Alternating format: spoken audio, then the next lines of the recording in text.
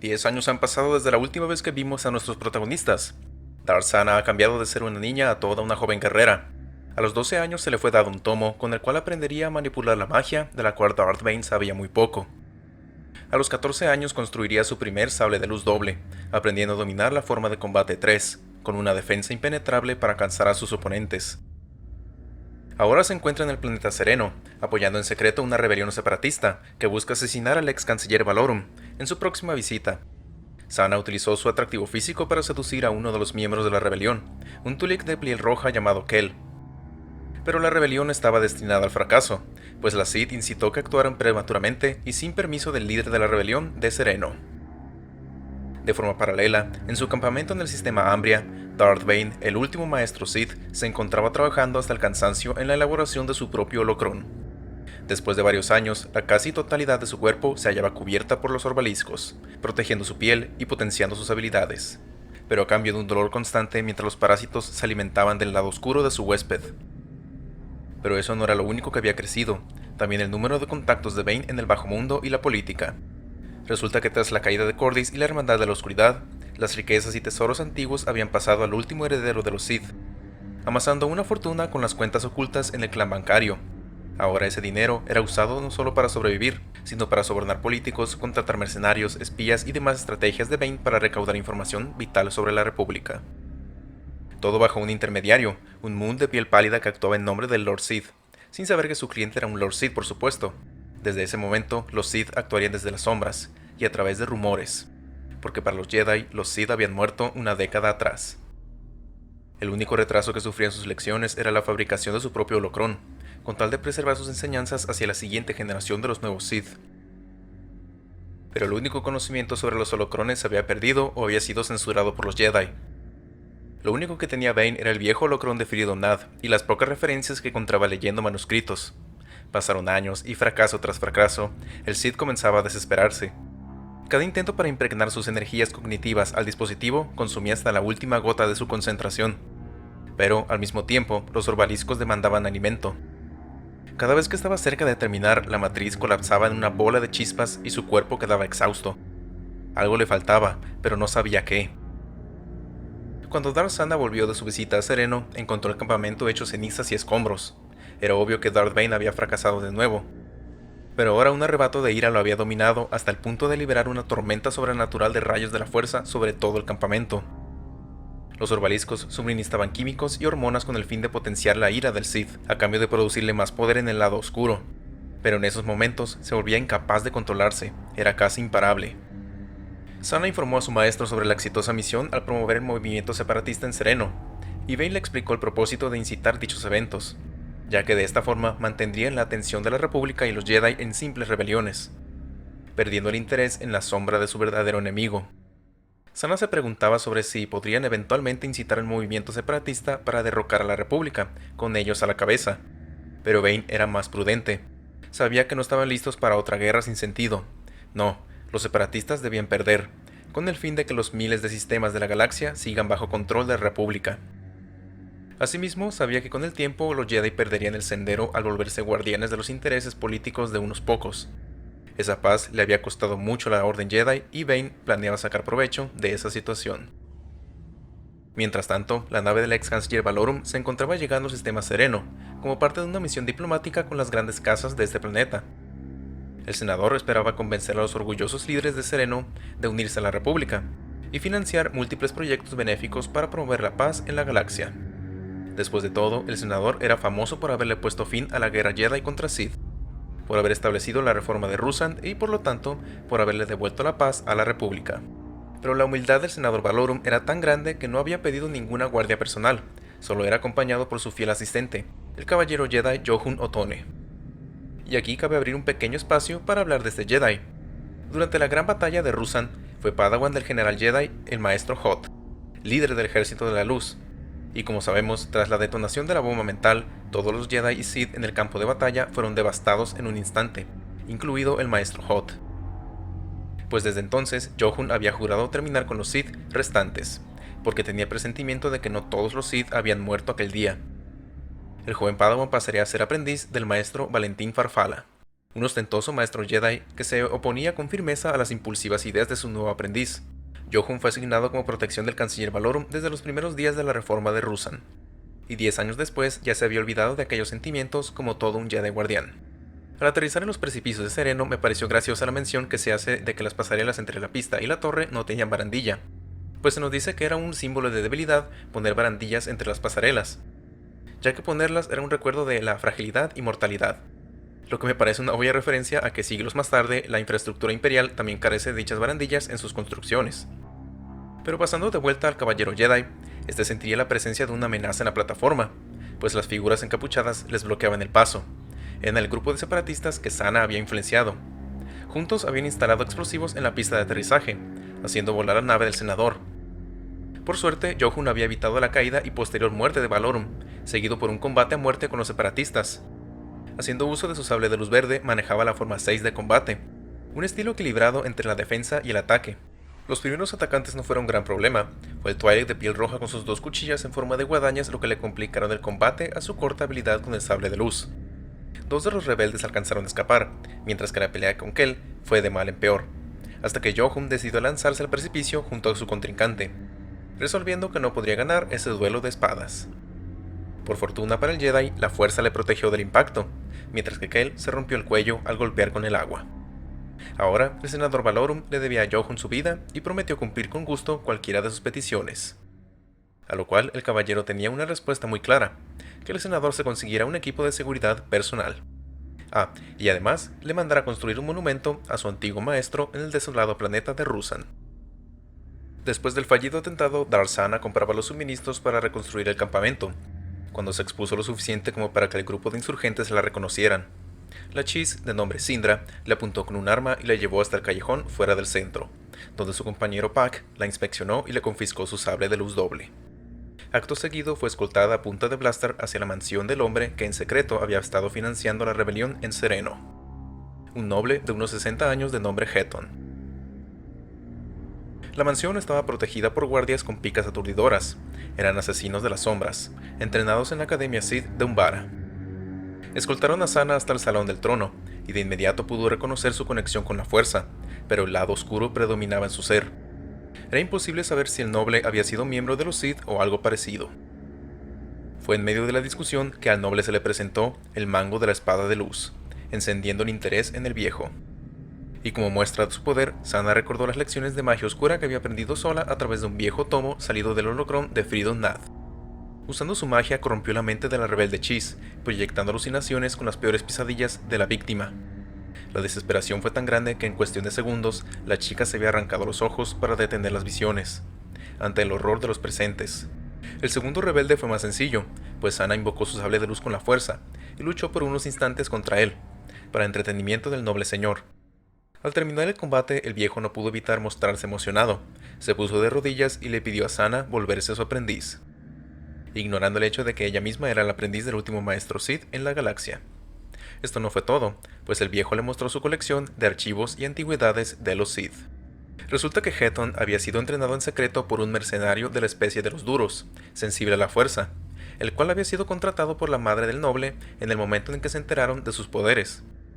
Pero hace años el noble se dio cuenta de la incompetencia de su maestro, pues leyendo sobre las antiguas hazañas de los Sith lo pudo superar fácilmente, y fue ejecutado tras haber concluido sus lecciones. Hasta asesinó a su propia madre para poder dominar por completo sus deseos de dominar el lado oscuro, repudiando incluso la doctrina de la Hermandad de la Oscuridad de Khan. Pero nada de esto le era relevante a Sana, hasta que se mencionó un punto importante. El viejo noble tenía en su poder la última localización del holocrón de Delia Darzu, una antigua señora de los Sith que había dominado la técnica para convertir seres orgánicos en híbridos mecánicos, creando un ejército personal de guerreros infectados con un virus tecnoorgánico. Este hecho llamó la atención de Sana, dado los problemas de su maestro para construir su propio holocrón, y ahora tenía la ubicación de otro a la mano, pero no podía robárselo al viejo, así que lo engañó para que fueran a Ambria con su maestro. El noble llevó un puñado de sus asesinos de las sombras entrenados durante los tiempos de los Sith, con un sistema de camuflaje que los hacía invisibles incluso para los sensibles a la fuerza, algo que me recordó los trajes de camuflaje que usaban los mandalorianos en KOTOR, cuando nos sorprenden en medio del bosque en Kashyyyk. Horas después, Darth Bane estaba meditando tratando de encontrar la razón de sus fracasos al momento de crear su propio holocrón. ¿Será que los obeliscos de verdad lo estaban limitando físicamente para concentrar toda su energía? Pero antes de que pudiera llegar a una conclusión, 8 asesinos de las sombras aparecieron alrededor suyo con picas de fuerza. Bane alcanzó a responder con su sable de luz curvo, y su armadura de obeliscos detuvo todos los ataques, aunque retrocedía con cada descarga. Para Bane solo era cuestión de responder con fuerza bruta. Potenciado con las hormonas que le inyectaban los parásitos a su cuerpo, se volvía una bestia imparable. Tras eliminar a los asesinos, el viejo Hetton, que apenas sabía cómo sostener un sable de luz, fue pan comido para el maestro Sid, quedando solo su aprendiz, la cual había traicionado a su mentor. El ataque de Darth Bane fue brutal, dejándola en el suelo a punto de ser asesinada, pero Sana alcanzó a revelarle la razón de dicho acto. Con apenas segundos de ventaja, Bane se calmó y aprobó las acciones de su aprendiz. El templo de Belia Darsu era su siguiente objetivo, y estaba oculto en el viejo planeta de Titan, en el núcleo profundo. Sí, el mundo de origen de los Jedi, al cual solo se podía acceder con una ruta hiperespacial específica, dado los múltiples riesgos alrededor del núcleo de la galaxia, pues había agujeros negros y otros cuerpos móviles que impedían el paso de cualquier nave. No como en The Mandalorian, donde Din Djarin llega como si fuera a comprar pan. No obstante, la misión de Darth Sana era una muy diferente. Mientras su maestro se aventuraba a Titan, la joven se infiltraría en el templo Jedi de Coruscant para investigar en los archivos del templo una forma para retirar los obeliscos del cuerpo de Bane sin arriesgar su vida. Después de todo, los archivos Jedi eran la colección más grande de conocimiento en la galaxia, con copias electrónicas de cada investigación hecha sobre cualquier ámbito que pueda existir: historia, ingeniería y por supuesto, biología. La joven se tiñó el cabello a castaño, y aprendió a ocultar su poder en el lado oscuro para que los Jedi no se dieran cuenta de su presencia.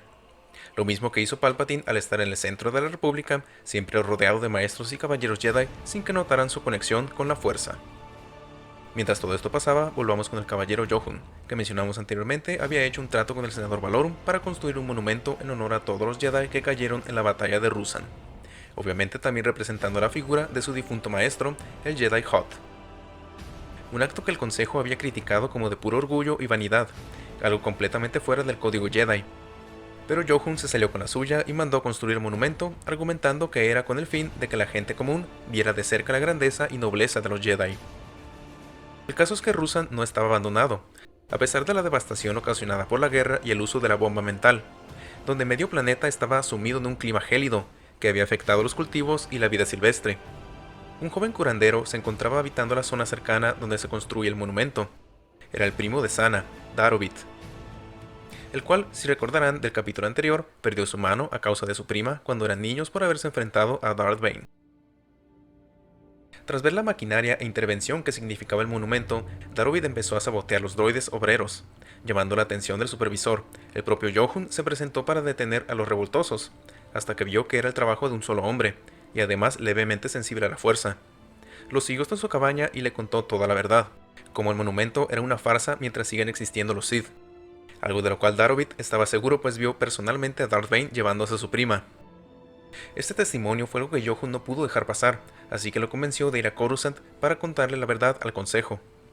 Y es aquí cuando supe que los dos primos se volverían a encontrar. Darth Sana había pasado días investigando los archivos, leyendo todos los artículos sobre parásitos, organismos simbióticos, lo que pudiera contener algo sobre los orbaliscos, hasta que llegó un pequeño artículo de biología bastante técnico donde se hablaba justamente de dichos parásitos y cómo removerlos sin matar al huésped.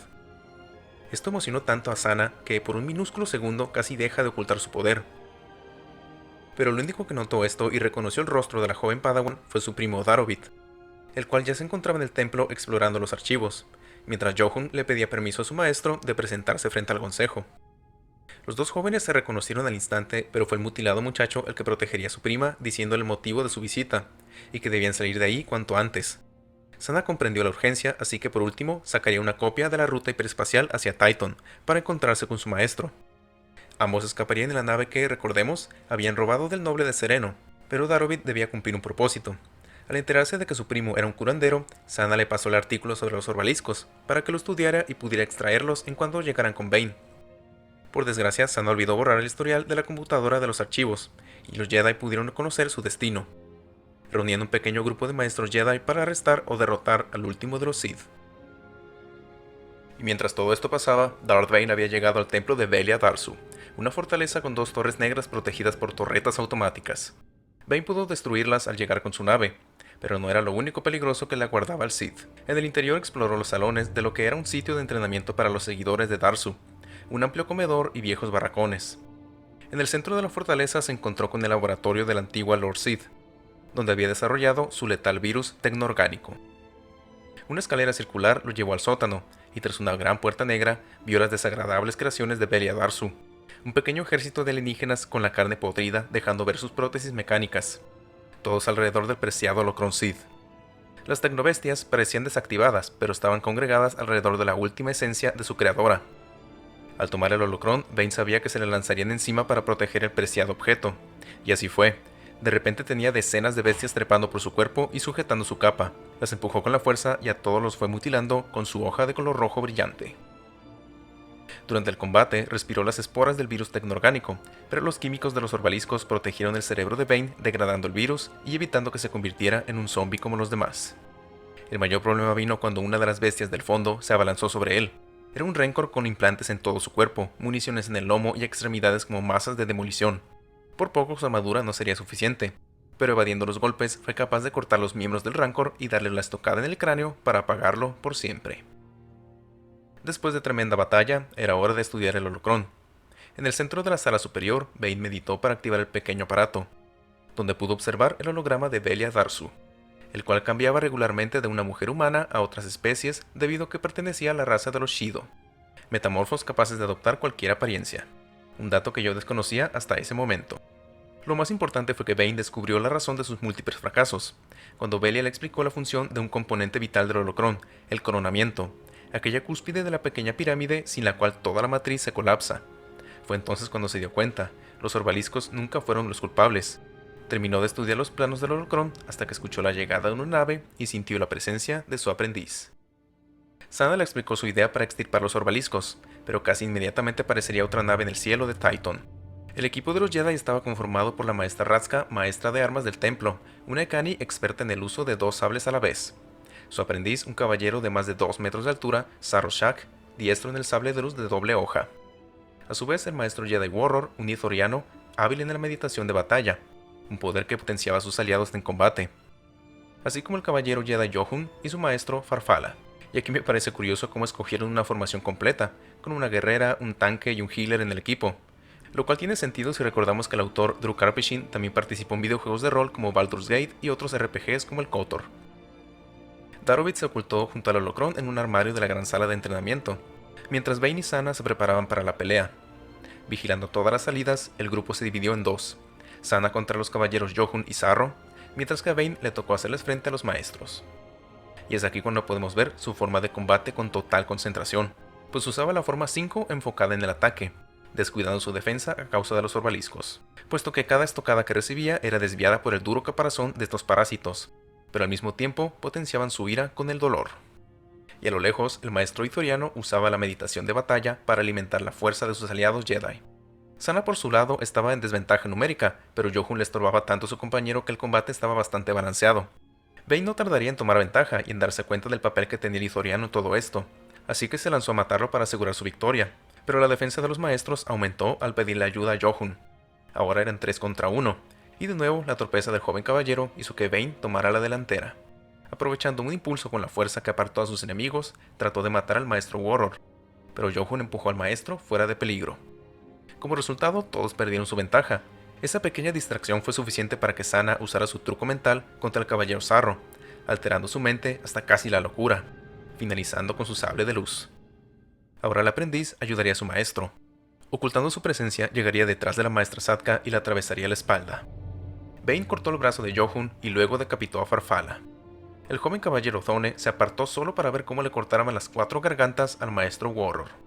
Con la batalla ganada, Bane estaba por usar los rayos de la fuerza para destruir a su último adversario, pero, inundado por el lado oscuro, no se dio cuenta que el moribundo maestro ithoriano usó sus últimas fuerzas para crear una burbuja que los contuvo a ambos, y los rayos morados rebotaron en el interior hasta electrocutar a su propio conjurador. Darth Bane se estremeció, cayó malherido por las quemaduras y la muerte de varios orbaliscos liberó un veneno letal en su sistema. Sana fue la que ejecutó a Johun, y con la pelea ganada tomaron los sables de luz de los Jedi caídos, pero todavía tenían que salvar a Bane para que los Sith pudieran sobrevivir. Es ahí cuando Sana recurrió al viejo curandero de Ambria, No porque desconfiara de Darovit, sino porque él mismo era incapaz de sanarlo en esas condiciones. Requerían de alguien con más experiencia y poder en la magia de curación. El viejo curandero Caleb había ayudado a Bane años atrás cuando amenazó con matar a su hija. Lo que Sana no sabía era que la hija de Caleb había abandonado el planeta hacía años. De hecho, la débil choza del curandero parecía vacía, de no ser por una trampilla bajo el colchón, el escondite perfecto. Ya no les quedaban opciones, y Caleb preferiría morir antes de ayudar de nuevo al malévolo Sith. Ni la tortura ni las amenazas servían ahora, solo les quedaba negociar. Darsana debía enviar un droide sonda con un mensaje para los Jedi, que en Ambria se escondía el último de los Sith y que estaba incapacitado. Al mismo tiempo tuvo que sabotear la nave para que no pudieran escapar. Solo así, Caleb accedió a curar a Bane y remover los orbaliscos junto a Darovit. Aquí recordemos que a pesar de que los orbaliscos le proporcionaban un increíble poder a Bane, también eran una tortura perpetua, y ahora mismo lo estaban matando inyectando su veneno en su calcinado cuerpo. Ya no había otra opción, debían extirparlos todos. En cuestión de horas, las úlceras abiertas por las quemaduras y las marcas de los parásitos adheridos a su piel ahora estaban cubiertas por vendajes y había sido tratado igualmente con magia para acelerar el proceso y eliminar el veneno. Al día siguiente, el Sith despertó, pero incapaz de moverse por el dolor. Y cuando Sana le explicó todo, Bane solo le dijo una cosa: que lo matara antes que llegaran los Jedi. Pero Sana sabía que no podía continuar sola. Había mucho que su maestro no le había enseñado, tanto sobre el lado oscuro como sus estrategias y contactos que se perderían ahora con su muerte. A lo cual la joven tuvo que improvisar. Cuando los Jedi llegaron a investigar, ahora con un equipo más grande, vieron una choza vieja y el cuerpo de un curandero en el suelo. Del interior sonó un grito. Era Darovit, el cual corría como loco con un sable de luz en la mano. Los Jedi no dudaron y lo ejecutaron al instante. Encontraron el resto de los sables de luz en el interior y su investigación llegó a su fin. Llegaron a la conclusión de que Darovit era el último Sith y que había matado al curandero. Dejaron la nave para que los chatarreros la desvalijaran y se marcharon llevándose los cuerpos. Todo esto sin darse cuenta que Sana y Bane estaban ocultos en la trampilla bajo el colchón. Ella había usado la magia para ocultarlos con la fuerza y el mismo hechizo que ya había utilizado 2 veces antes para volver loco a su primo, usándolo como distracción, evidenciando una vez más lo comprometida que está con la causa de los Sith, a diferencia de cómo su primo trató una y otra vez de convencerla de dejar la oscuridad. Luego de esto, Sana volvió a reparar la nave y colocó a Bane en la bahía médica conectado a una bomba de Bacta hasta que recuperara toda su energía, pues tenían una orden que mantener y un holocrón que construir. Es así como termina este segundo libro de la trilogía de Darth Bane. Los Sith siguen sobreviviendo en secreto a pesar de todas las dificultades, pero no salen intactos, pues Bane acaba de perder los orbaliscos, su ventaja física quedó en el pasado, y vuelve a ser vulnerable a los cortes por sables de luz. Sin embargo, esto podría ser un aspecto positivo, pues los parásitos eran un riesgo que lo volvía loco, y podía perder el control hasta matar a su aprendiz sin darse cuenta. A pesar de que Bane parezca atascado con lo de su holocrón, la novela nos confirma el tipo de vida que los Sith comenzaban a practicar. Una vida en las sombras, acumulando una pequeña fortuna en antigüedades de los Sith y contactos en el bajo mundo hasta crecer en influencia y poder. Algo que no veríamos hasta los tiempos de Darth Plagueis, cuando los Sith han alcanzado la cima del control político, negociando con líderes criminales y chantajeando políticos de la República, ocultos a plena vista. Y ese era el propósito de Bane, pero eso lo veremos más a fondo en la siguiente y última novela, Dinastía del Mal. Por lo pronto, solo queda despedirnos. Díganme qué les pareció esta historia con 2 de los mejores villanos que se han escrito en la saga.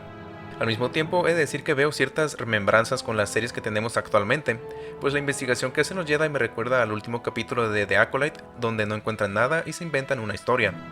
A su vez, la historia de Bane y Sana para mí hace eco con la de Luthen y Kleya en Andor, uno siendo un curtido ex militar y ella una huérfana llena de ira. Y las referencias no acaban ahí, porque tanto ellos como los Sith se levantaron de la nada construyendo una pequeña riqueza en antigüedades como lo hace Bane, una red de espías, contactos que no saben su verdadero nombre. Son muchas similitudes que veo entre ellos dos, uno siendo en secreto un Lord Sith y otro siendo el eje de la rebelión. Pero eso es todo por ahora. Antes de terminar, no olviden suscribirse y darle like al video, dejen su comentario y compartan para más videos así. Pueden seguirme en mis redes para estar en contacto, todas están en la descripción. Nos vemos en la próxima, yo soy Darth Geduld y que la oscuridad os guíe.